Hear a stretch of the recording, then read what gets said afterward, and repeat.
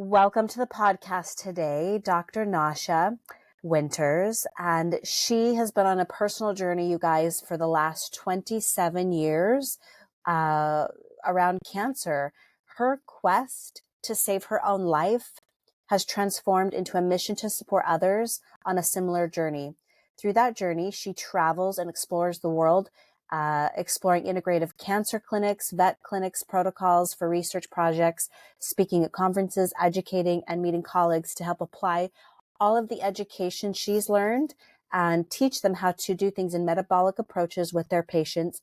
And as we all are aware, at most of the time, our health is everything to do with how we age from the inside out and how we develop long term. So thank you and welcome. What a joy to be here with you and your listeners. It was great to touch base before you started recording of just knowing how I think that there's a lot of similarities of how we choose to navigate this world and live on this world and enjoy this world. So it's going to be a fun conversation. I'm really honored to be here. Thank you. I do too. You know, we had talked about having structure to these interviews, and we just both agree that it's got to be organic, right? Win. Let's do it. Yeah, let's do it. All right. So at 19 years old, you're diagnosed with ovarian cancer, and I'm just getting goosebumps. Could you tell me what ran through your mind as you're hearing this news? And then I would imagine the whirlwind of thoughts that like, well, can I have kids? What does this mean? Am I going to die? What was that like hearing that? Well, probably, I think a lot of people have ideas of what that would be like, because you even threw out some things that I think would be like the first thought, maybe what you spoke to in your own, like, oh, what would that feel like in my own memory of being 19?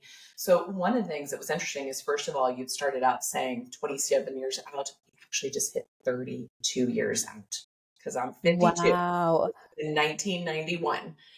Fall of 1991 that this diagnosis happened, and it's now fall of 2023, winter of 2023. And so it's incredible that it's like just goes, right? So, but what was going on for me, just to give your listeners a little context, is I didn't even know how unhealthy I was because it was so normalized. You talked about your friend at Yes. 6 and all these issues. I was the same thing, right? Like, put on birth control pills at 11 for my endometriosis, started bleeding at 9. Now, back in 1979, 1980, that was not normal. Unfortunately, today that's common. Still not normal, but more common. So put on birth control pills then, diagnosed with polycystic ovarian syndrome, endometriosis, juvenile rheumatoid arthritis, irritable bowel syndrome, polycystic acne, which we now understand was related to the PCOS. Like, just so many layers that, because it was so normalized, the doctors would just throw another script on it and I'd carry on with my life. Right? Oh, 100%. At 14, my mom took me into the doctor and she says, you've got IBS, you've got all these things. We'll just put you on a medication. And my mother, being who she is, said, we're not doing that. I'm going to go home and put her on echinacea and herbs. So thank God I had a very holistic mother, but that's because she had that awareness. And as you said, not everybody is taught those same conditionings. And that's what it is. We're conditioned in society that if this is happening, plus this equals this, and this is how you do it. Totally. We've normalized illness to the point that we think that's health. Right. So I think that was a piece for me. The other part, which I don't often share out in the world, you can find it in various podcasts, but I came from a lot of extreme trauma, abuse, poverty. The expectations of what my life could be were incredibly low for the world around me, but also for myself. And I tried to take my life a few times in my teenage years. And so my first thought at serum over a handful of months, where they just said it's more of X, Y, and Z conditions that you've had. It's nothing new. It's just more of the same. Here's another script for your anxiety. Here's another script for an antibiotic or an antifungal because that antibiotic gave you a yeast infection. So now we're going to make it just layered, right? It spun out of control, the ultimate whack-a-mole. That sounds overwhelming just as you're telling me. Right. And I'm a sophomore in college, right? So wow. I am theoretically in the prime of my life. And I also, the week after I graduated high school, I left my town, my state, to move elsewhere because I thought if I just change my zip code, my life will be better. But life follows you. Your belief systems follow you. No matter where you go, there you are. And so even though I left a very traumatic environment, I didn't change the environment within. And so Oh, I think that's so key. As you started to evolve physically, you missed the awareness of what was going on inside emotionally, which the two are connected 100%. I'm so glad you said that. yeah, it's huge. And that's exactly that first moment at the first when the doctor who finally decided to take, I got a different doctor who took a different approach, who looked a little bit deeper, and him coming in and crying as he tells me the news because he had a daughter my age. I literally comforted him. Okay, so that was like the shift there. But the moment he told me, my very first thought was not, most people go into shock, go into fear. I had none of that. I was relieved. Really? Felt an instant of complete relief. Of What is it that made you feel that relief because you heard the news or you had like an answer? I think part of it there was the answer component, but even more so, I had not made a decision to stay. Right. And for me, I suddenly had this like, oh, I could go out like, oh man, like going out as a martyred cancer patient, way better than taking my life by my own hand. Because that's probably what kept me killing myself outright, even though I tried, was the shame or what I'd leave in my family of origin if I took my life. Like they would win, right? Or that would be too tragic for my mom, who was my person, right? Like it was just those pieces. So suddenly I'm like, oh, this is perfect. Cancer's my exit strategy. It was my first thought. It was Sounds like you didn't have pressure to take your own life, which is really interesting because most people, when they hear that, they want to start fighting for life. So it just goes to show the incredible healing that's come along with this in this journey.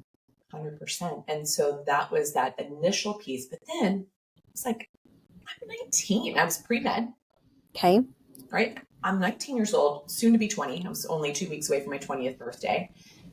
And it was that moment of, okay, I'm calm now because I'm not afraid of dying. Clearly, I've tried it, right? And so I'm not afraid of that part. But then I got curious. And then I wanted to understand, why would a 19-year-old in 1991 have stage 4 end stage ovarian cancer? How was this missed? How did I get here? Why was I here? Is there anything to be done about it? Because the doctor told me at that stage I was too sick, too far gone, organs in failure, bowel blockage, liver mets, grapefruit-sized tumor on my ovary, peritoneal implants, carcinomatosis, basically saying I was filled with cancer. And I was so sick that he told me that a single dose of chemotherapy would likely take my life outright. Then he followed that with, at best, you have 3 months to live. And so it was like, as the story was falling out, my place of relief moved into, you're not going to tell me what to do type of thing. It like triggered another impetus in me that was like, no, I actually do want to be here, but I had no illusion that I could be. I had no illusion that I was going to survive it. And I had no illusion. I had no plan to fight it. I just wanted to understand it. And so here we are 32 plus years later. I'm still on that journey of understanding it. And so I think that's a good place to pause. You know, I think it's important. When those doctors are telling you diagnoses, I don't know that they're 100%. I could be wrong. I'm not a physician. I wasn't trained. But those words are magic. And we either choose subconsciously in that moment to believe them or to make a choice. And as you were saying, you made a subconscious choice, like in that rebelliousness, you're not going to tell me what to do. I'm going to live. Excuse me. Yeah, you don't know who I am. So as you started to work through it, what was the first step and approach? So you didn't do chemotherapy. Didn't. And it sounds like your next step was, all right, how am I going to start healing my body? Well, it actually wasn't even that. It was more like, how am I going to make peace with my death? That was Wow. my main thing. And understanding why this is happening. I had some strong instinct that I knew that it was related to what I grew up in, which is weird because I'm an outlier of that, even because most people want to jump right into the tangible. They want to jump into this war mentality that this is somehow a foreign invader that needs to be attacked, that we wage war on this, that we go into the F cancer mantra, all of that. That did not resonate with me at all. That has not ever been even a thought in 32 years that has come up for me, because I somehow knew in that instant that this was just me, an extension of me, an expression of me, a part of me that was begging to be seen, heard, and healed. And I didn't quite understand that, but I knew enough to know that trauma played a key role in where I was, and that I could not heal or could not even understand where I was without diving deeper into that piece. Now, most So people, are you saying that you didn't understand what it was, so you couldn't define it, but you're saying your emotional wellness played a huge part in how your body was affected. Okay, you're blowing my mind. Do you want to hear something? I'm sorry to interrupt, but you got to hear this. And as you said that, I literally last night before I was preparing for our podcast, I always ask, how can I be prepared? The exact same thing came up. Was I was listening to a lecture, and it talked about the exact same thing, how our emotional well-being if manifests physically, and we only address one side of it. and even 32 years out of me having that deep awareness, I've tried to help, tens of thousands of other patients come to those same conclusions. And most people will get there eventually, but they don't often start with that. I was the weird outlier that started with the mental emotional and then started working on the physical tangible, because it was like when you're facing 3 months on this planet, I wasn't going to spin that through. First, I was unemployed, uninsured, or I should say not unemployed, but uninsured, college student, no financial resources in my family of origin. I was paying for my own way through college. I was the first person in my family to go to college, the only person in my family to go to college. It was just breaking all these places. I had to do it by myself. And I also, in knowing how I was going to survive this, was to do a family fast as well. So that was part of my process. A family fast? That's what I call it, the family fast. Okay. I had to completely separate myself because again, this is what's so strange. I don't know how to explain how I knew what I knew, but I knew if I went back and told anybody what was going on with me, that it would become all about them. Okay? Oh, yeah. Yep. And I didn't have the bandwidth for that. I didn't have the time for that. And so I need to get very still, very quiet, very internal about my process. This is 1991. There's no Dr. Google. Okay. There's literally a Dewey Decimal System is what we have at our fingertips. You're going to go to the library and pull out a card from the drawer and then go find the book on the shelf. Yes, I know.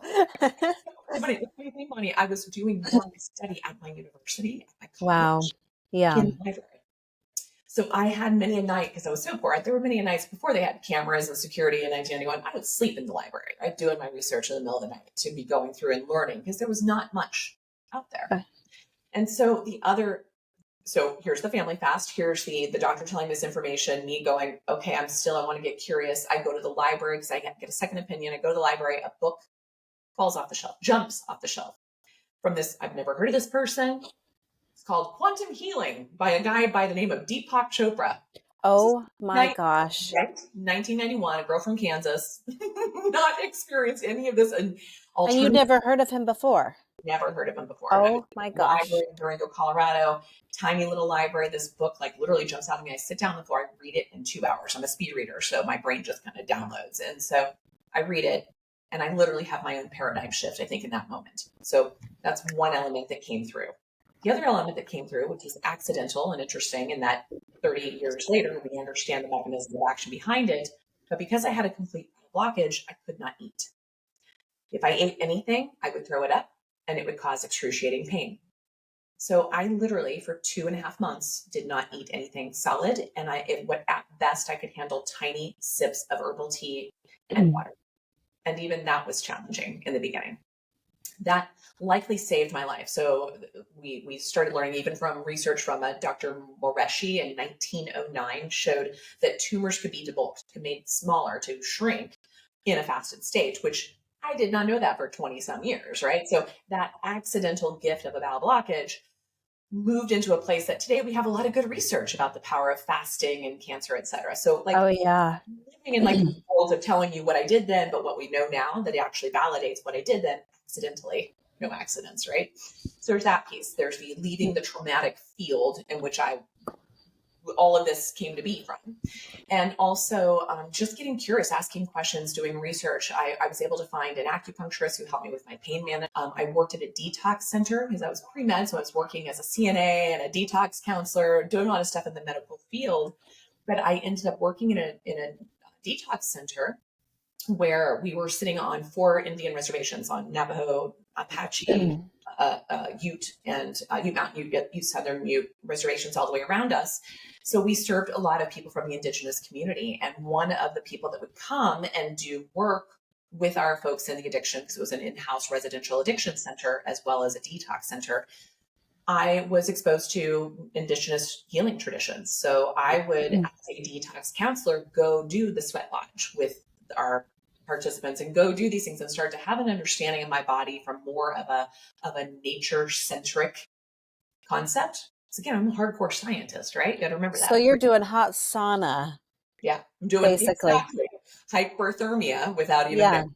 Right. I'm also being exposed to a very different thought process. I grew up in a very, very, very fundamentalist Christian environment, both in my state, my community, my family of origin.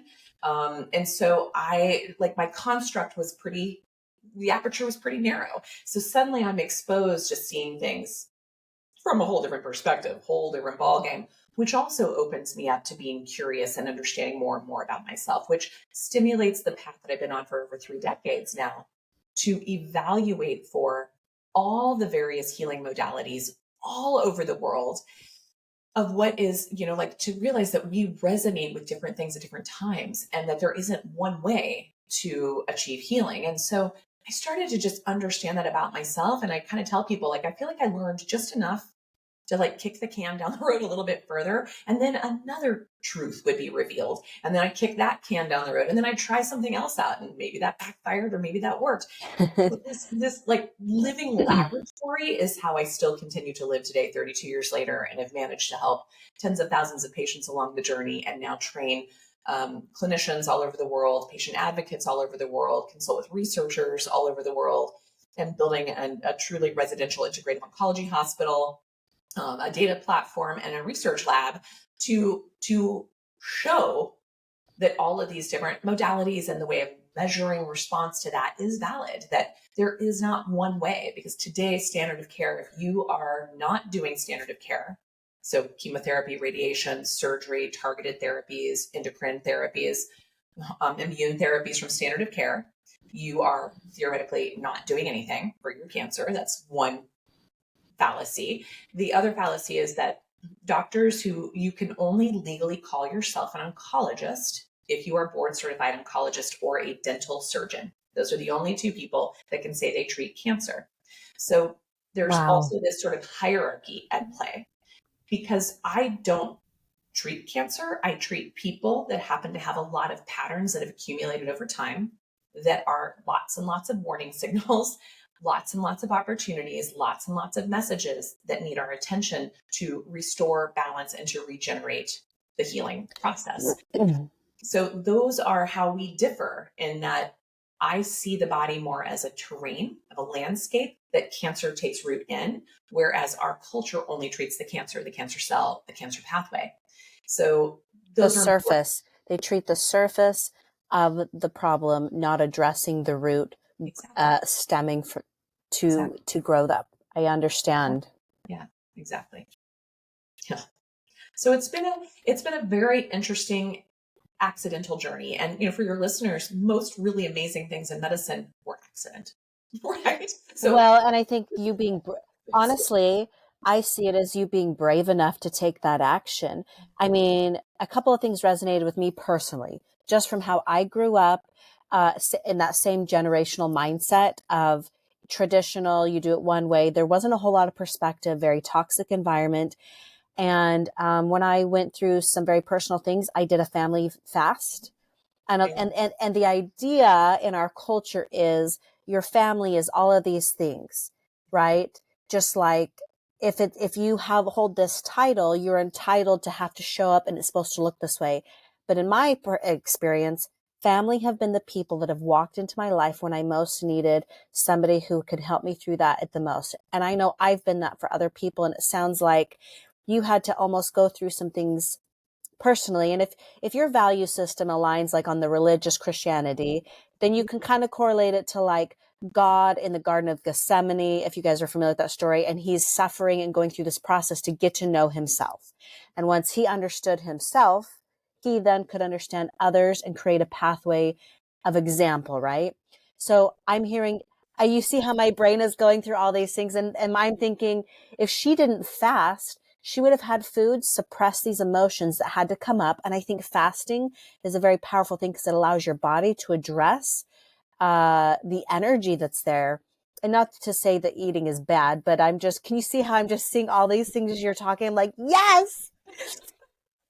And Yes. the power, it's so overlooked, but we address it as a weight loss. We address it as, this, but what it truly is a pathway to bring us into understanding ourselves and having a self-control and being able to give our body an opportunity for that awareness. Because when you're constantly suppressing that awareness is being suppressed. And once you had that first step, you were able to go to the next step. As you said, kick the can. And so after you address those emotional, when did it start to be like, all right, I can now eat? And I would imagine you had more self-control around that so you could start making nutritious choices. Well, and this is what's funny. In 1991, the only idea of nutritious choices was the Gerson therapy. Okay, Oh that my was, gosh, I can't even believe you're saying that, Kay. Keep going. yeah. Well, and so what's funny is I went down a rabbit hole of studying Dr. Gerson's original work from the 1940s and 50s, Okay. which is basically right before everything changed. Let's just put it that way.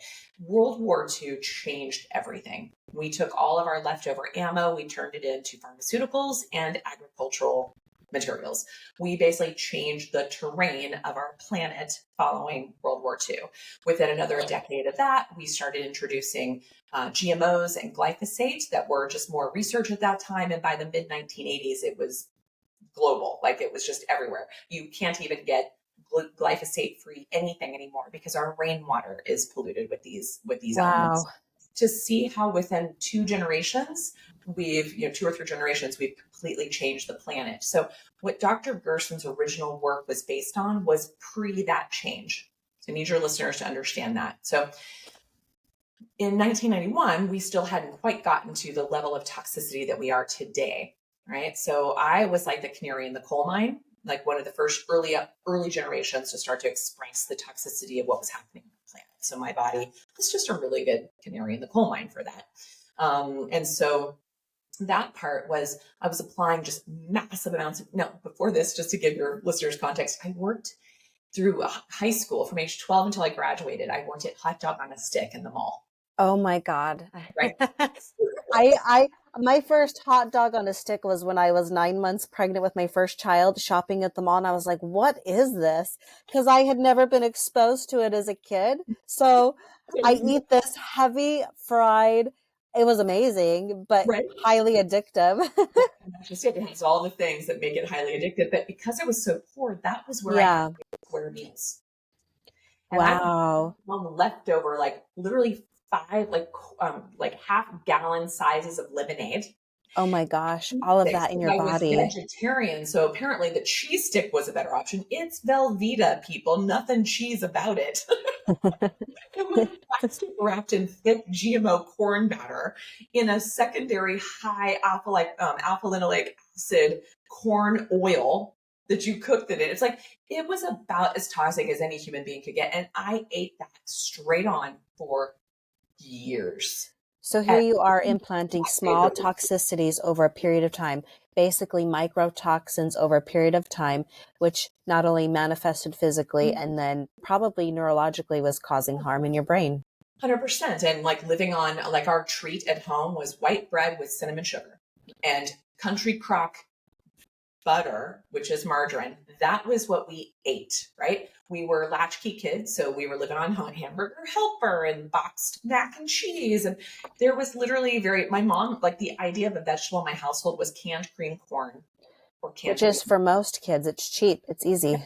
And it was. And that's the thing is that's the reality what most of the world lives on, like in the Western world. Yeah. Lives on that because that's what you can afford. We shopped at all those, grocery outlets and all those things. Like that's how we did it. So like the weird pink meat that we don't really sure if it was meat and all the things. And so I'll tell your listeners. So when I decided at 16, even before my cancer diagnosis, I decided that I went through my my vegetarian phase where my grandma was very upset with me because she said God put cows on this earth for a reason. And so I'm like, well, they weren't really meant to be in a feedlot. This is from my grandma who worked as the secretary and the bookkeeper for a meat packing company, the largest in the world, for 50 years, right? So my world came from that place, right? And lived around all the feedlots. So I quit eating meat when I was 16, became a vegetarian, but I'm telling you, I lived on Velveeta cheese, white bread, and pretty much Velveeta cheese and white bread. Like that was Wow. What's cheap? every single thing. It was cheap and it was easy because in Kansas, when you would tell people you were a vegetarian at that time, they would say, well, here's some chicken. Like it was just like, that was the mindset. And so fast forward when I'm diagnosed at 19 and I start to run across all the Gerson stuff.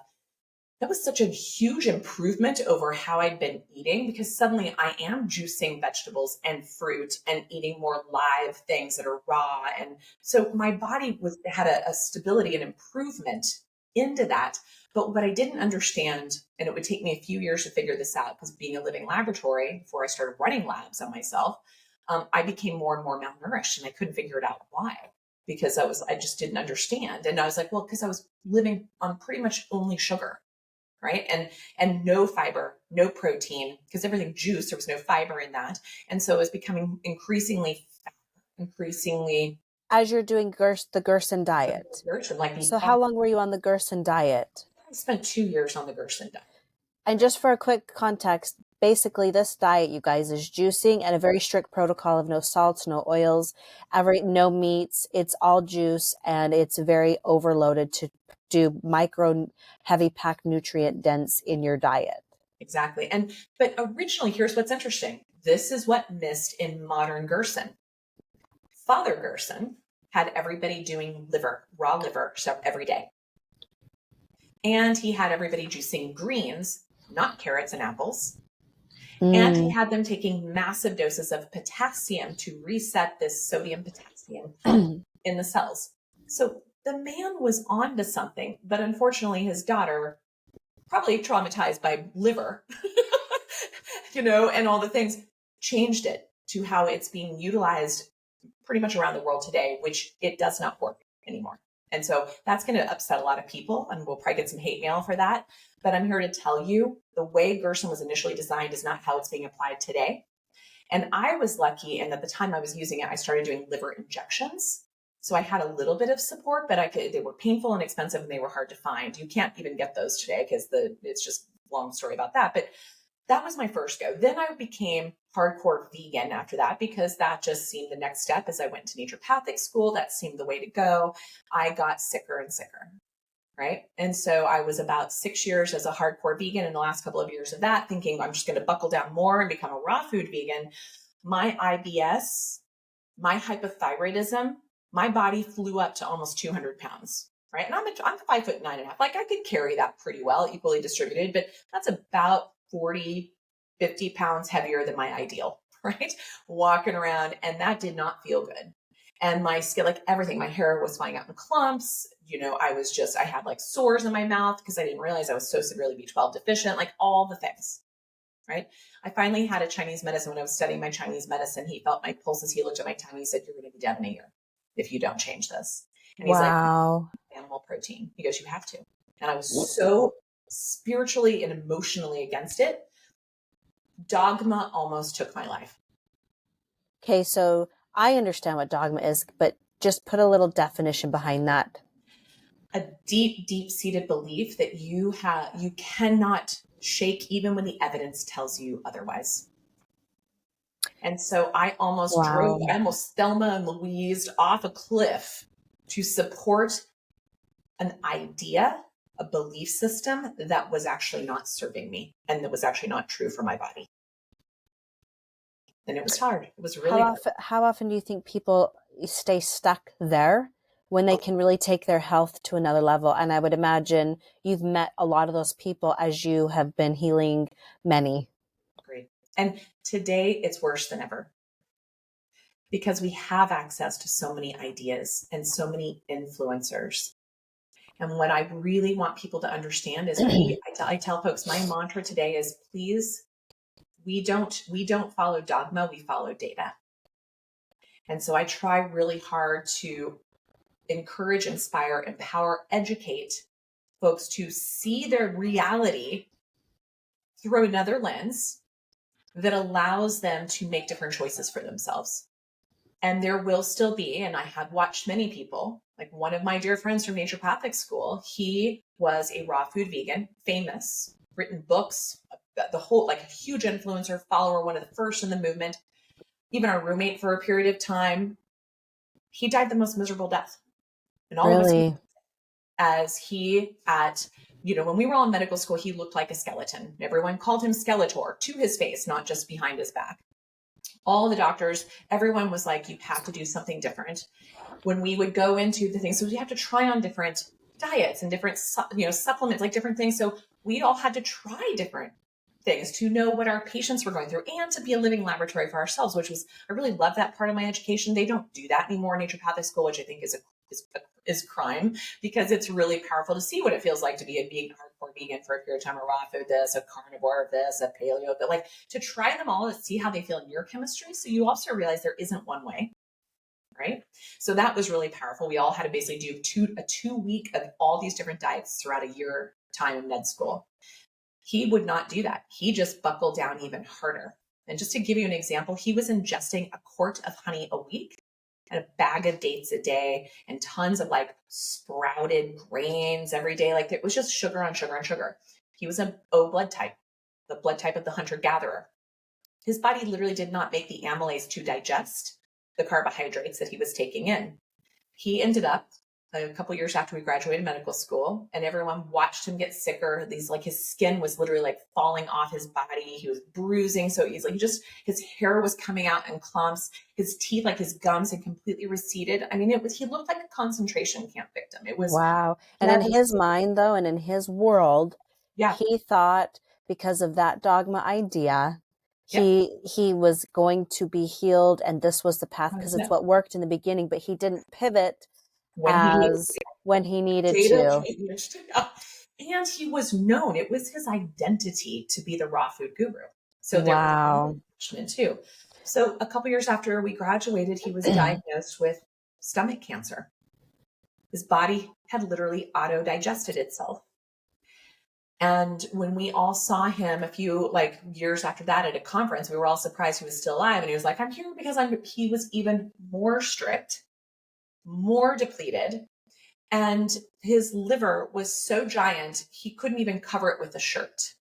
It was massive. And to look at the pain, he was fully jaundiced. I mean, we watched him absolutely die. It traumatized all of us because we all loved him, but we also recognized that his illness was far more than just the physical, right? It was Yeah. spiritual, emotional, energetic, all the things. So he's an extreme example, but he's not uncommon. I have seen many a patient who are attached to whatever belief systems no longer serve them, whatever that may be. Food is one area, but it's all encompassing.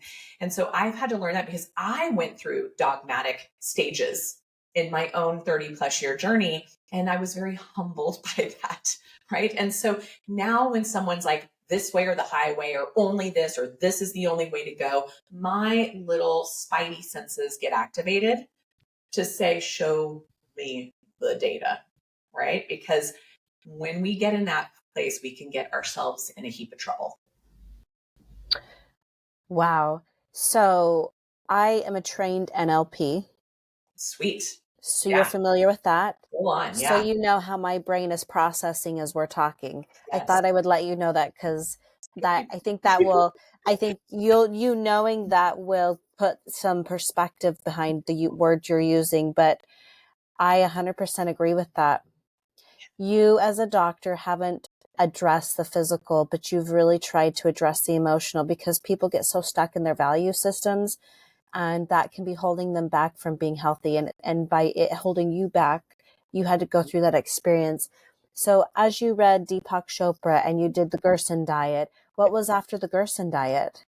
I think that's when I was pretty much in, I kind of just dove in deeper into veganism and raw food vegan. So by the time I was in, my diagnosis was September 91. I started medical school summer 96.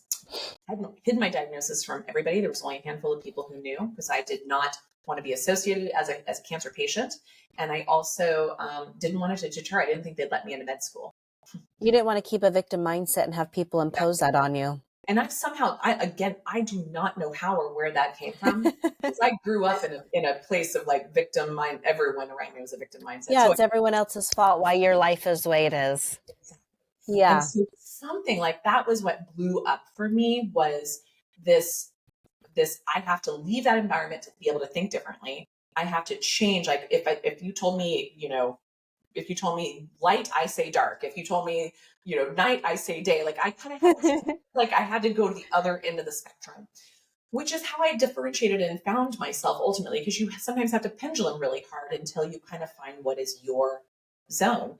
But that is where, in my 32 years of this journey for myself and so many others, I've created this methodology known as test, assess, address, don't guess. And that's test with regards to like blood tests, HRV technologies, questionnaires, but it's even test like personality tests or pulse and tongue diagnosis or just self-inquiry. So data gathering of whatever that may be, right? And now you're educating other practitioners with this. That's part of your program that you offer, not just individual clients. Exactly. And then when you can get through the testing, then you ask questions and you do a deeper dive yourself or with somebody supporting you on this to look at patterns. So we can even tell, like, and here's an example, like if somebody shows up with, say, left-sided breast cancer. So last night we had a consult with our doctors about this. And what we found is this patient had left-sided breast cancer. She had a root canal, her tooth 14, her molar 14 on the upper left side. She had bone mets in L2 and L3. And when we dove deeper, we realized that in 2004, she had had uterine cancer. The interesting thing, that root canal tooth and the L2, L3 spot of her bone mets are uterine points, like areas like meridians of this. So really, where she had that taken out and radiation done, and almost 20 years later, she ends up with stage 4 breast cancer on the same, like in the left breast. What we started to piece together is my first question when I see a left-sided anything is, tell me about your relationship to mother, to child, or to your own femininity, your own femaleness, even if you're a male. These are the questions we ask. And suddenly we start to track back a deep, deep generational trauma with all the women in her family, and a major one with her mother, and even down to the point of her diagnosis coming right after her mother died. Right. So all of these pieces, like for me, those patterns, the body is so amazing. It's the chronology, the biography dictates the biology, and the biology dictates the biography. And so you can have a hand in how you write that story, how you express that story. You're blowing my mind right now. I don't know how many people you talk to. I would imagine it's millions. But as you're saying all of this, I'm like, oh my gosh, she just put puzzle pieces together for me for the last 39 years of my life. Respectfully, my mother's mother passed away. And I'm talking about this as like growing up and observing these things, and kind of similar to what you had this thought. I'm different. I'm changing. I don't want to be that way. I'm making conscious, subconscious decisions about the life I want to live moving forward, and watching people in my life go through it, and then having my own experiences, right? And so you have done just that, and have these 32 years of experiences educating practitioners. When you're educating practitioners, how much resistance was there when they were like, this is all in your head? Yes. So a really good example in my book, the metabolic approach to cancer. So you asked, first of all, let me back up. You said, I'm sure you've had this conversation. I know, I'm just getting so excited. I'm sorry. Oh, it's so good. Let me back up to that piece, because I do have this conversation, but only when it's invited. So Bonnie, Okay. It's not very often that I get to go on this tangent. So it's really fun for me, because this is just me, right? And what I recognize, if I started out with this conversation, see ya, you're like, totally. Because we've been conditioned through years and years and years of the news, our media, and a Medical systems, education. traditional hand-me-down ideas of saying, and I'm just going to be super bold saying this, so whoever gets offended, that's a personal choice. We believe and have been taught, which I no longer to be accurate, all right, my parents looked and did this way, so it must be the right way. I'm going to do it this way. And that's in all realms. Religion, right? I stayed in a religion that no longer served me. It was a design of life that I no longer agreed with, and I chose out, and shame and guilt came with that. That's the same with health. All right, you're not a vegan, you've got shame, health, you don't look, you know what I mean? Oh, you don't think this way, shame and health. And we miss the opportunity to have perspective, and it takes a generational stopper, which is what you are, to change the paradigm. Oof. Exactly. And so this opportunity to talk about this, like that's where, so you then took it into now, how do the doctors respond? Well, one little piece that feeds into this is, for me, this is the way I've always approached it. Like I knew we would eventually get there to the mental, emotional, and the breaking of generational traumas and the changing of patterns and paradigms that no longer serve. That's part of the healing journey. But we go there I meet the patient where they are in that moment. Some can go right into the emotional. It's far and few. Some can go start with the tangible. So what really helped me kind of come out of the closet and have this more comfortable conversation is who's become now a friend is Dr. Kelly Turner. When she wrote her book, Radical Remission, and then later her follow-up book, Radical Hope, which this is a woman, a PhD sociologist who worked in a cancer hospital who started hearing murmurings about these concepts of spontaneous remission. And she'd ask some doctors, like, oh, yeah, they happen, likely misdiagnosed. Like, it was just kind of flippant. Like, no one was curious. Kelly got curious, right? So she did some evaluation. And over the next 10 years, she followed up with 1,000 people who were in the literature as having a spontaneous remission. So she literally, for a decade, interviewed them and collated what were at that time the 9 common factors. There's a 10th one in her follow-up now. And cutting to the chase, of those 10, 3 of them are tangible. Exercise, that's the newest addition.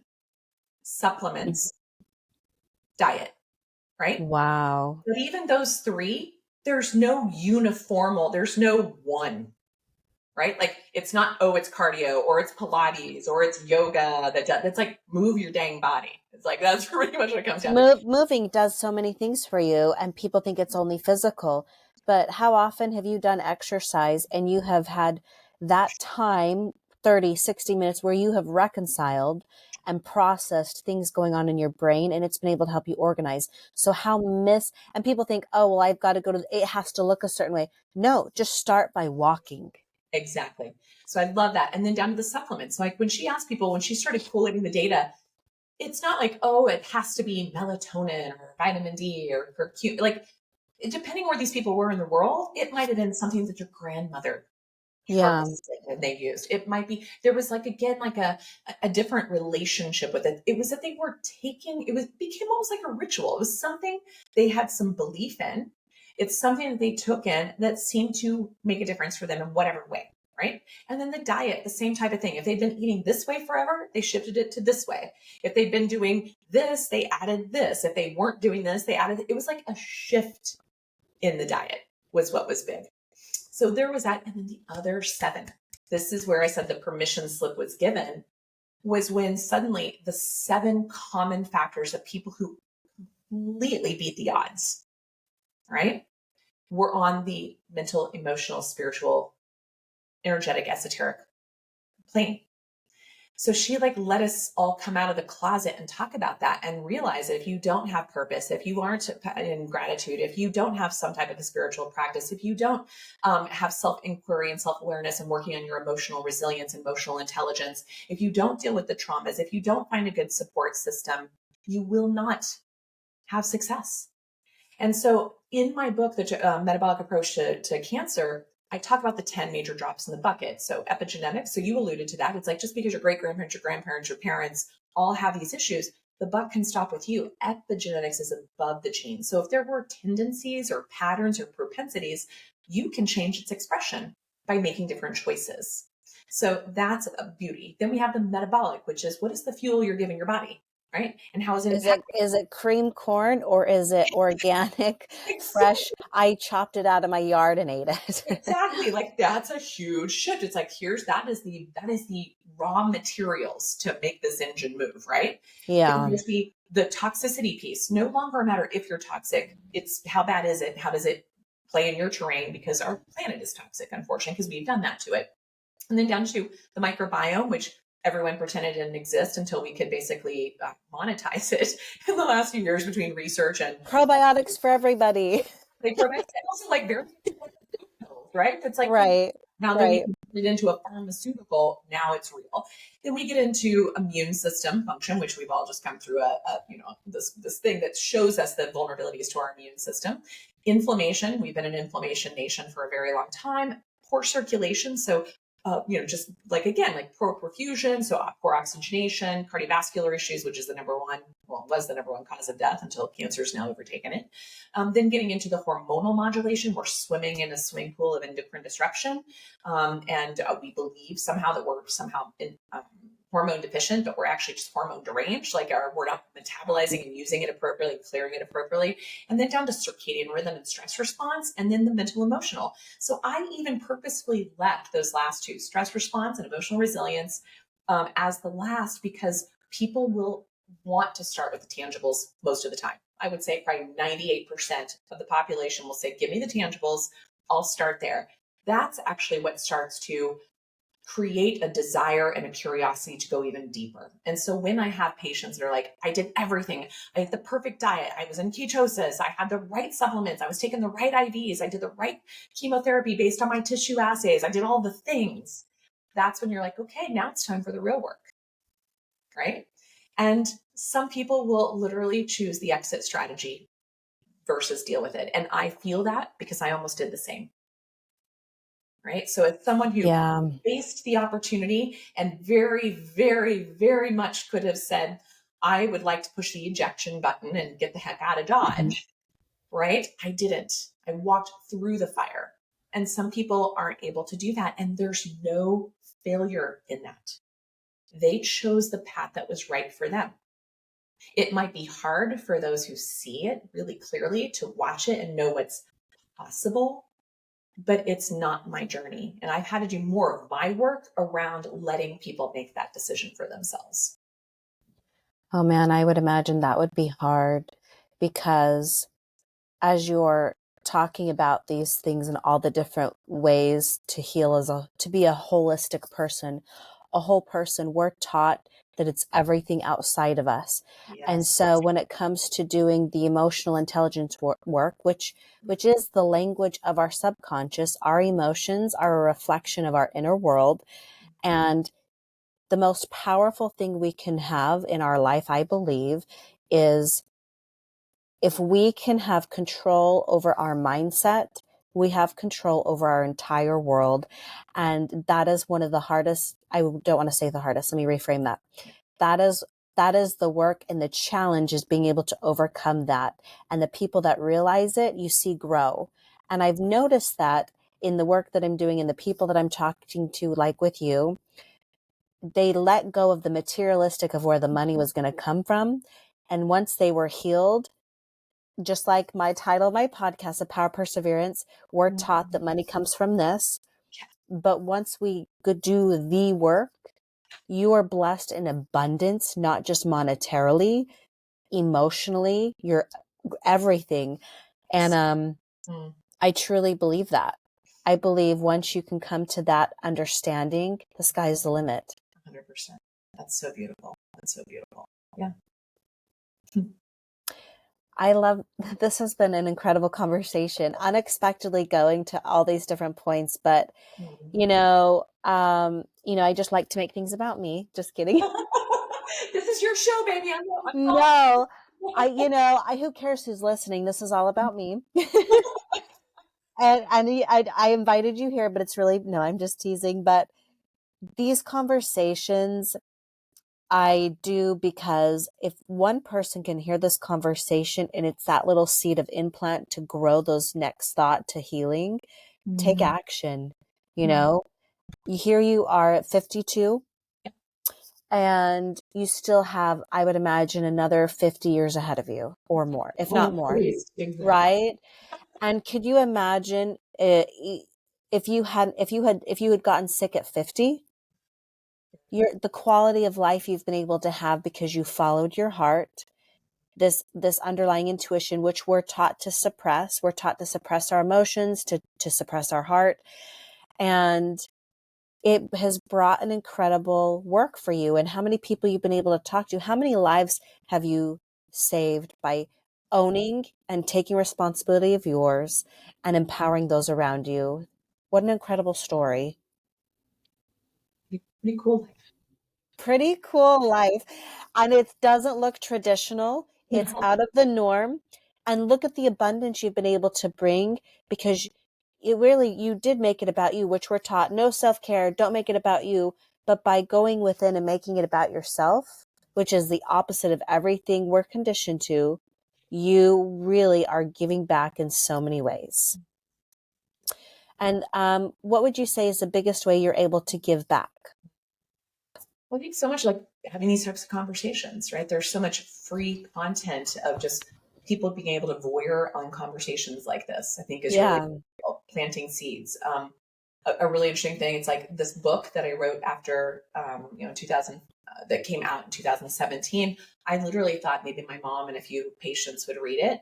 And now it's like 120,000 books in 7 languages and 2 more coming out. My mom still hasn't read it, and accidental, like insidious, like mycelium net of information. And so I don't even know how many people it reaches until I'm sitting, for instance, like I was on an airplane recently and I look over like 2 seats in front of me and someone's reading my book. And I'm like, and I felt really Hey, nervous. that's me. That's what did you say? I was like, I'm not that. And I could feel my heart. I was like pounding. I was like, why am I so nervous? What is this? And then I heard someone asking across me, like, oh, what are you reading? And then they started talking about, well, my mom, I'm reading this for my mom. And they're like having a teary moment. Wow. Suddenly I felt brave as we stood up to get ready to get off the plane. I just said, excuse me, I overheard you, and I'm like 2 seats behind. So I'm kind of like leaning and reaching in and feeling a bit invasive. I'm like, I just wanted to say, like, I wrote that book. And it turned in this whole thing, like 6 rows, both sides. It's like a crying fest. It's like a snot Oh, people. It was like this really magical moment that you don't even know. It just makes me emotional thinking about, like, you don't even know your impact on this world. And it's not even about, you don't have to write a book to do that. It's like people don't even realize how much they matter to everybody and how much people matter to you. And it's really a powerful thing to be able to witness it in real time. It changes something in you. My mitochondria were doing jumping jacks for weeks after that experience. And so those moments, so I feel like there's like that sort of birthed into the world, and these conversations and these other people who've walked this path who then perpetuate it forward. So now we're up to 200 clinicians, 350 advocates, with 2 new cohorts coming on every year in 29 countries to date. That paying it forward is rippling out in people's lives and practices all over this globe. And that just is so exciting to me to see that we can change the cancer conversation. I totally agree. You nailed it. Changing the cancer conversation. And by stepping in and owning who you are and into your power, you're giving back and able to create the lifestyle of your dreams by just following your heart. All right. So here's the last question for you. Through this journey, I would imagine overcoming your mindset into these things, there had to have been a mantra or something, or your theme that you just had to, repeat. For me, it was a quote by Brene Brown, who I'm sure you're familiar with. And it talked about by addressing, we can only know our light by addressing the darkness, something along those lines. I really should repeat it, but I just interpret it my own way. But what is your mantra, or the one thing that in those dire needs, it was what put the hope there Mm. and you kept going? I wish I had this memorized as well, but a poem I go back to over and over and over again when it is daunting, when I am spreading myself too thin, when I am somehow thinking that anything I'm doing is somehow me doing it. It's never about that. It's about moving stuff through. Yeah. My regrouping, my recalibrating is a poem by Mary Oliver called The Journey. And so perhaps you could put that in your show notes for her. Yes. So can you give me one line out of it that resonates, like you could just share with us? The essence of it is at the very end, it talks about being able to get more and more clear about your own voice, hearing your own voice, your own wisdom, and that the only life you can save is your own. Yeah. Wow. It gets me every time. Oh man, thank you for being on here and having this conversation. Thanks. What a joy.